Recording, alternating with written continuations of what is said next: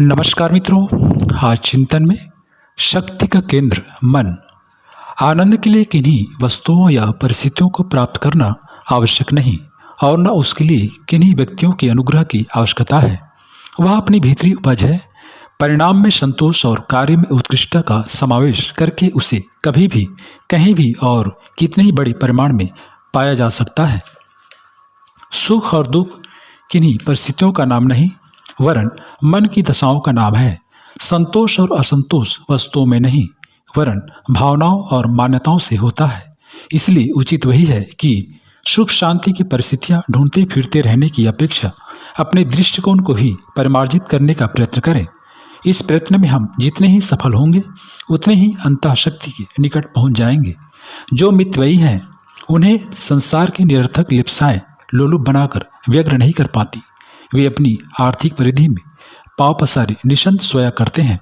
उन्हें केवल उतना ही चाहिए जितना उनके पास होता है। संसार की बाकी चीज़ों से न उन्हें कोई लगाव होता है और न वास्ता। ऐसे निश्चिंत और एवं निर्मित मितव्ययी के सिवाय आज की अर्थवान दुनिया में कोई दूसरा सुखी नहीं रह सकता। अपनी वर्तमान परिस्थितियों से आगे बढ़ना, आज से बढ़कर कल पर अधिकार करना, अच्छाई को सिर पर और बुराई को पैरों तले दबाकर चलने का नाम जीवन है। कुकर्म करने तथा बुराई को प्रश्रय देने वाला मनुष्य जीवित दिखता हुआ भी मृत ही है, क्योंकि कुकर्म और कुविचार मृत्यु के प्रतिनिधि हैं। इनको आश्रय देने वाला मृतक के सिवाय और कौन हो सकता है। आलस्य और दुर्भाग्य एक ही वस्तु के दो नाम हैं। जो आलसी है वह न श्रम का महत्व समझता है न समय का मूल्य। ऐसे मनुष्य को कोई सफलता नहीं मिलती। सौभाग्य का पुरस्कार उनके लिए सुरक्षित है जो उसका मूल्य चुकाने के लिए तत्पर हैं। यह मूल्य कठोर श्रम के रूप में चुकाया जाता है। समय ही भगवान की दी हुई संपदा है। हमारी हर श्वास बड़ी मूल्यवान है। यदि प्रस्तुत क्षणों ठीक तरह उपयोग करते रह जाए तो बूंद बूंद से घट भरने की तरह अग्नि सफलताएं और समृद्धियां अनायास ही इकट्ठी होने लगेंगी। संसार की सारी सफलताओं का मूल मंत्र है प्रबल इच्छा शक्ति। इसी के बल पर विद्या, संपत्ति और साधनों का उपार्जन होता है। यही वह आधार है जिस पर आध्यात्मिक तपस्याएं और साधनाएं निर्भर रहती हैं।